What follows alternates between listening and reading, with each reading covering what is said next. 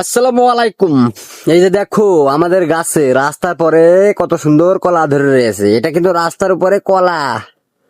এই যে এই যে কলা, সব কলা, কলার ফুল। এই যে কলা, কয়দিন পরে কলা হবে কিন্তু। সবাইকে দাওয়াত দিলাম, এই কলা খেয়ে যাবা।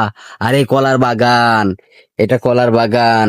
এটা রাস্তার পরে কত সুন্দর কলা দেখছো। ক্ষেত খামাররা ফেলে না রেখে এই যে রাস্তার কুলে এরকম কলা পুঁতে পুঁতে খাতে পারো।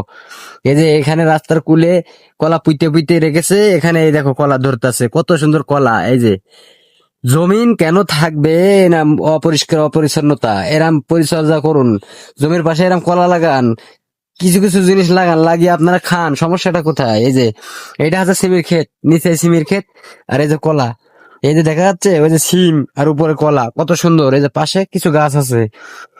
জমিগুলো পরিত্যক্ত না রেখে এরকম পাশে আশপাশ দিয়ে সবকিছু দেখুন, ফল ফল লাগালে খাওয়া যায়। তো আপনারা এই যে এই সাইডটার এই লোকটা কত সুন্দর ক্ষেত খামার, আসলে চাষি বোঝে বোঝে। আর এই সাইডটা দেখুন, আপনাদেরকে এই দ্বিতীয় সাইড দেখাচ্ছি, এখানে কিছুই নাই, নিচে কিন্তু জমিন। এই যে রাস্তা, রাস্তার পাশে আপনারা এখানেও গাছ লাগাইতে পারেন, সমস্যা কি? গাছ লাগিয়ে এরকম কলা কিংবা কিছু একটা লাগিয়ে আপনারা খাইতে পারেন, সমস্যা কি?